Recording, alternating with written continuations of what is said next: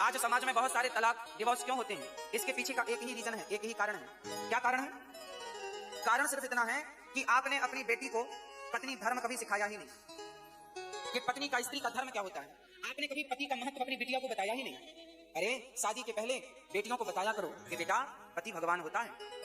जैसे नारी बिंदिया ना लगाए तो बिंदिया के बिना उसका माथा सोना दिखता है, उसी प्रकार जीवन में पति ना हो तो पति के बिना ये जिंदगी सोनी होती है। बिना पति के जीवन सोना है। जैसे मंदिर बड़ा हो पर मंदिर में मूर्ति ना हो भगवान की, तो मूर्ति के बिना मंदिर की शोभा नहीं है। उसी प्रकार नारी की तो उसके पति से शोभा है, पति ना हो तो नारी की कोई शोभा नहीं है। नारी कितनी भी सुंदर हो, नारी की सुंदरता उसकी चमड़ी से नहीं है, नारी की सुंदरता उसके पति से है। इसलिए नारी के पास उसका पति होना जरूरी है।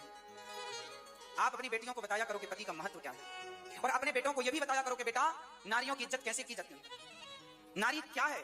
बहुत सारे पति ऐसे होते हैं मूर्ख क्वालिटी के, बहुत सारे, सब नहीं, कुछ पति ऐसे होते हैं जो अपनी पत्नियों को पांव की जूती समझते हैं। तुम तो हमारे पांव की जूती हो। ये मूर्ख कोटि के पति हैं, थर्ड क्वालिटी के, घटिया।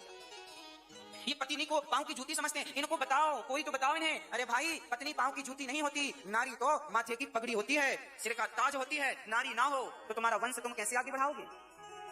नारी ही तो है जो तुम्हारे बच्चे को अपने पेट में रखकर लालन पालन करती है।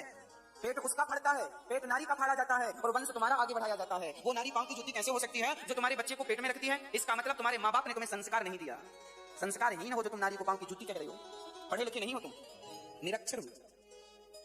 क्योंकि समझदार संस्कारी व्यक्ति कभी भी नारी जात की अवहेलना नहीं कर सकता, नारी का अपमान नहीं कर सकता। अरे जो जानता है मैं माँ से ही तो पैदा हुआ हूँ, जिस माँ के पेट में, जिस नारी के गर्भ में मैं 9 महीने रहा हूँ, भला मैं अपनी वाणी से उस नारी का अपमान कैसे कर सकता हूँ? और यदि करूंगा तो मेरे जैसा नमक हराम कौन होगा? जिस माँ के गर्भ में तू रहा है उस नारी का ही तू अपमान कर रहा है। इसका मतलब तो यह हुआ कि तू वो है जिस पत्तल में खाता है उसी में छेद कर देता है। इनको बताओ बाबा, नारी का सम्मान करना चाहिए। और मेरी माँ, नारियों का सम्मान ना नारियों को भी करना चाहिए। आज समाज में विडंबना यह है कि एक स्त्री ही दूसरी स्त्री का सम्मान नहीं करती। ये बड़ी विडंबना। फॉर एग्जांपल, जैसे सास भी नारी है और बहू भी नारी है, ये दोनों झगड़ा करती हैं। यदि ये दोनों एक दूसरे को जाने कि जैसे मैंने जीवन में कष्ट उठाया है ऐसे ये भी नारी है, इसे भी कितना कष्ट उठाना पड़ता है, कितनी जिम्मेदारियां होती हैं नारी के जीवन में। कोई घर में गलती हो जाए तो किसी को डांट पड़े ना पड़े पर नारी को डांट पड़नी ही पड़नी। पति की फैक्ट्री में नुकसान हुआ है पर वो आके पत्नी को ही डांटता है। उसका कोई भी काम कहीं से बिगड़ा है, उसे पड़ोसी ने गाली दी है तो वो अपनी भड़ास पत्नी को उतारता है। कहने का अर्थ यह हुआ कि नारी जो है सहनशीलता की प्रतिमूर्ति है। इसलिए नारी का दर्द पुरुष समझे ना समझे, कम से कम नारियों को तो नारियों का दर्द समझना चाहिए।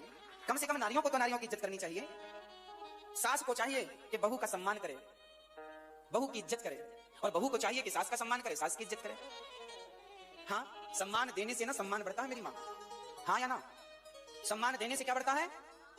किसान खेत में गेहूं बोता है तो गेहूं बढ़ के आती है, चने बोता है तो 4 महीने में चने बढ़ के आते हैं। व्यापार में पैसा लगाया तो व्यापार से पैसा बढ़ के आता है। अरे समाज की रीति है कि जो दोगे वो बढ़ के मिलेगा। उसी प्रकार ये भी समझो कि सम्मान दोगे तो सम्मान बढ़ के ही मिलेगा। ये भी वापस आता है। इसलिए सम्मान किया करो। हर स्त्री का सम्मान करना चाहिए, हर पुरुष का सम्मान करना चाहिए।